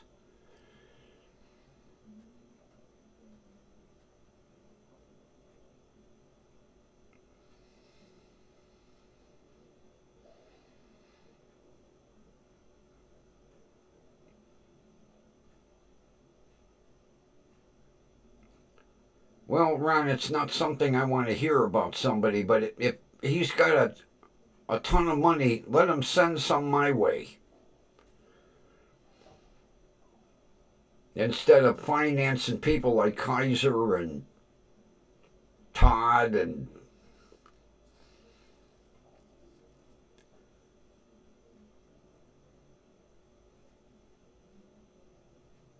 oh, he only does $1.99 with Dave. Oh, there's another drama person. Oh God, Dr. Dave. Oh Jesus. I quit watching him too.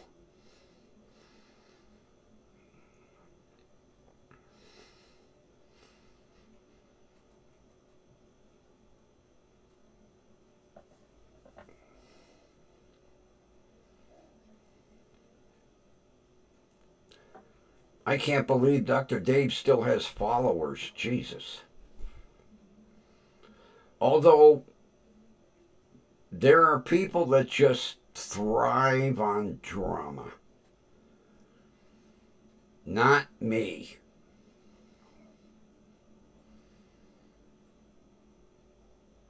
I have enough going on in my life. I don't need to sit and be aggravated watching a bunch of idiots.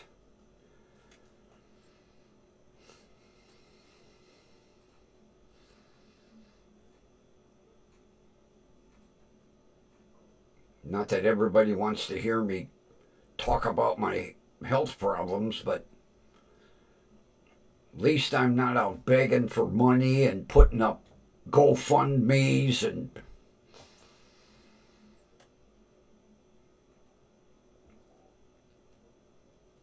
who is big on the GoFundMe's?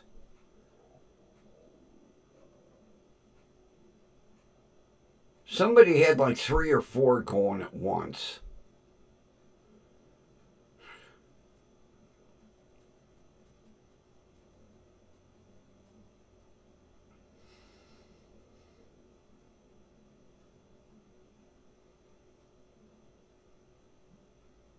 No, I can't think of who the hell it was.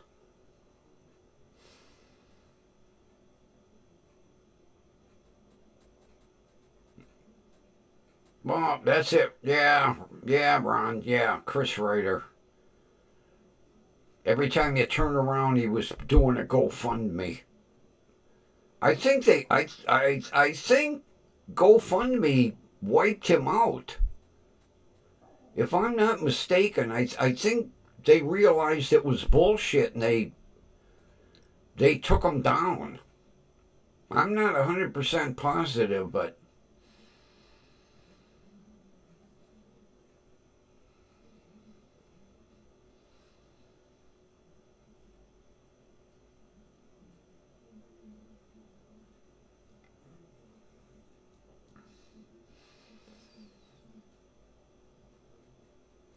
well, Linda, whose business is it?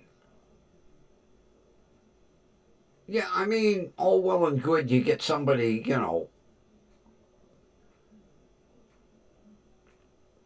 50, 60 years old that are living with their mother, but hey, not everybody can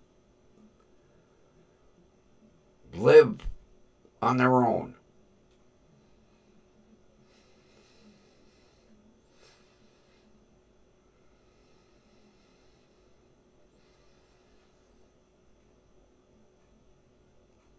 Well, even if he calmed down, Linda, I'm not going to watch him.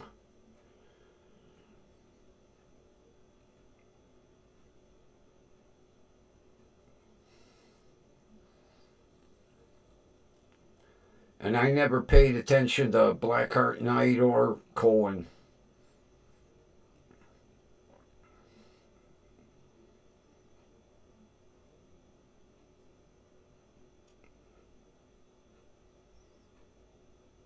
Well, didn't one of Dave's followers or somebody Dave was fighting with, didn't they come out to his apartment?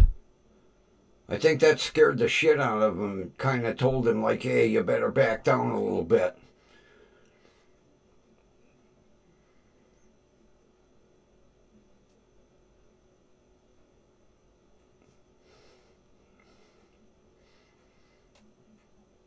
Yeah, I know Dave had some health scares.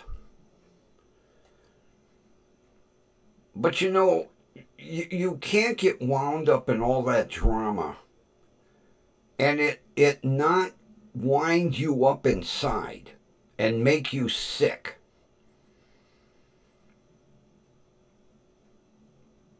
You know, you have to stop and think what what you're stirring up on the internet. Sooner or later it's going to backfire.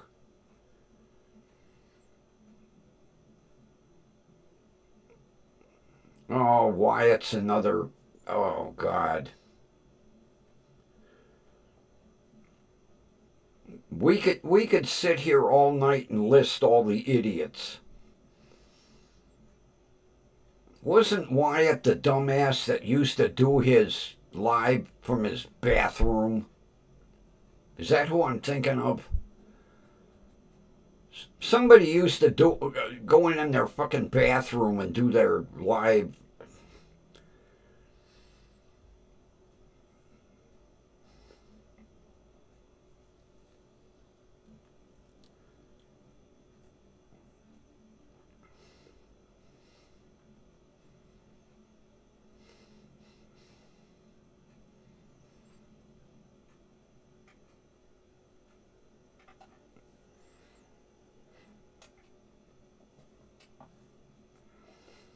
Maybe I've got him confused with somebody. I know someone used to go in the bathroom and.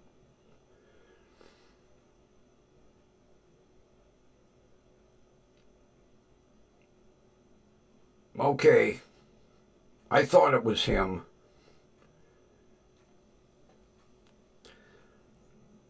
Oh, hang on a minute. Somebody. Somebody rang the doorbell. Hang on a second. Pardon me a minute.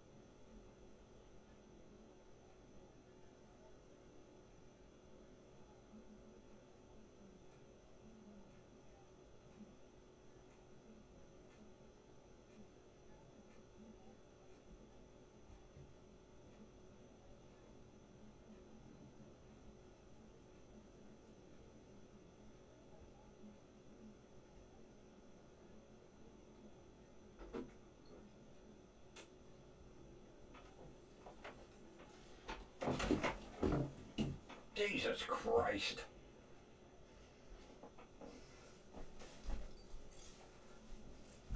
Sorry about that, people. You ain't gonna believe this. 9 o'clock at night. It's dark outside. There's a kid standing in my driveway with a lawnmower. You want me to cut your lawn, sir? No! It's dark outside. Not to mention, my neighbor cuts my lawn.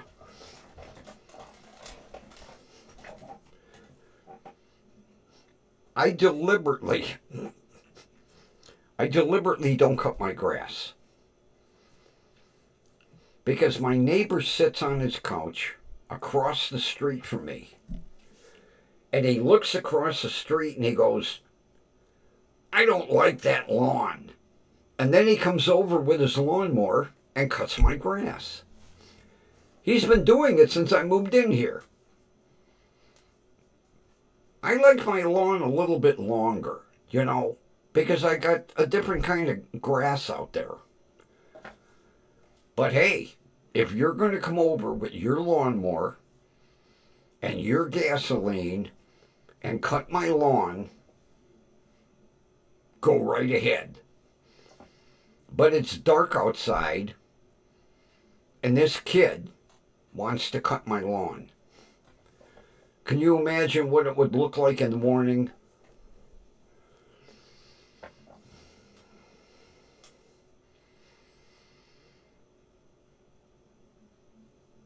Probably a dropout, Kathy.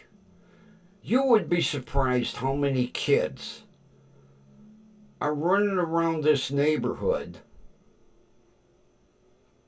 when they should be in school.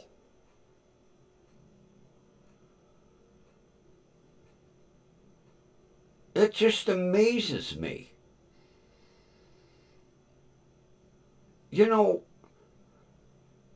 Back when I was going to school, we had truant officers. They would literally drive around and look for kids that were supposed to be in school. They would snatch you up and take you to school.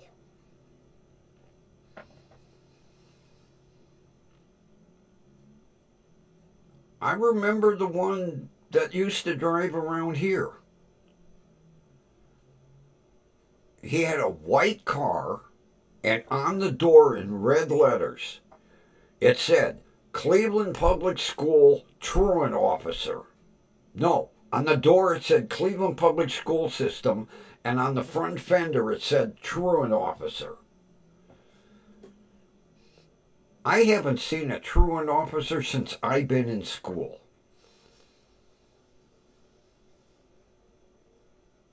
Because I remember we had a couple of kids that would constantly stay home. And the truant officer would be bringing them in all the time. Look who we found. And I mean, they would snatch your ass up and throw you in the car. None of this, come with me. Not. It's surprising how many kids are. I know they should be in school. And then you say something to them, I'm homeschooled. How can you be homeschooled if you're riding around the neighborhood on your bicycle or your power scooter? I think Cleveland did away with them. I really do. I have never seen one since I went to grade school. No.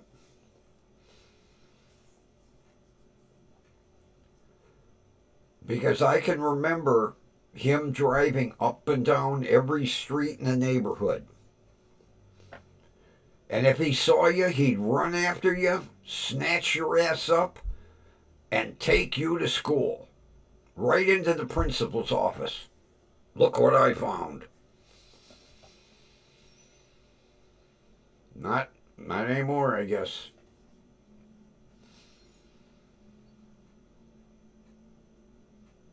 That's how much school system has changed.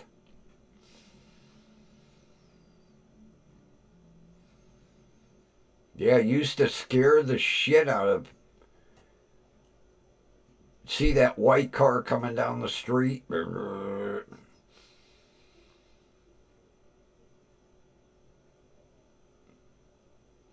Because he would be patrolling while everybody was walking to school. And then, come 9 o'clock or so, you're supposed to be in the school by 9 o'clock. Then he'd be snatching kids off the street. but not anymore. Although maybe they incorporated that into school security, but I don't see school security patrolling the streets either.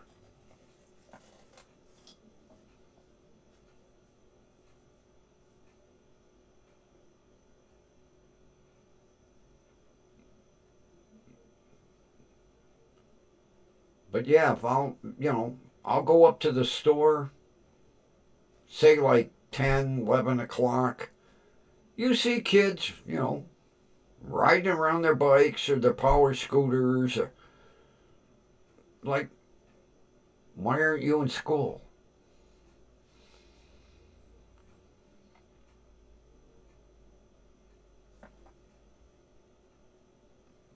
Not my worry anymore. But I remember that it was a white Ford station wagon. On the door, Cleveland Public School System, and in big letters, red letters on the front fender. Truant officer. Hey. I don't know if he had a beacon on the roof or not. I can't remember. I think he did. I think he had a red beacon on the roof. But I remember seeing that white station wagon.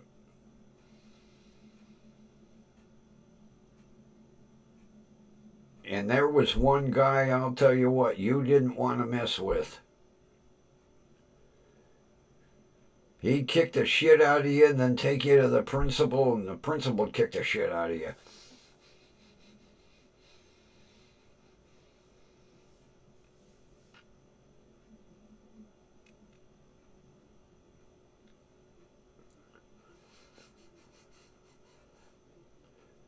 Yeah, those were the days.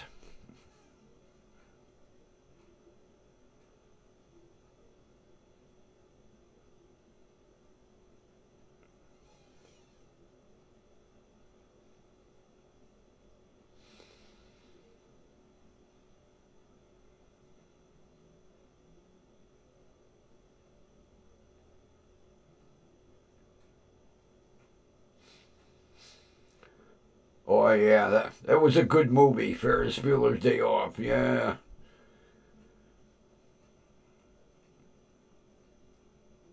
I like when they wrecked that priceless, what was it, a Ferrari or a Porsche?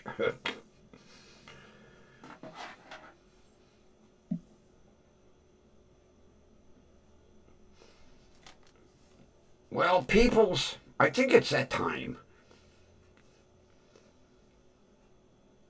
I think it's that time.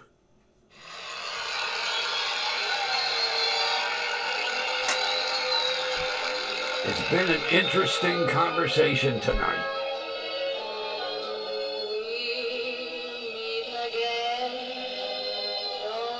We know where, right here. WDWL TV on Grumpy Old Man Road. And with that, everybody, have a wonderful rest of your evening. And we will meet again right here tomorrow night. Take care, everyone.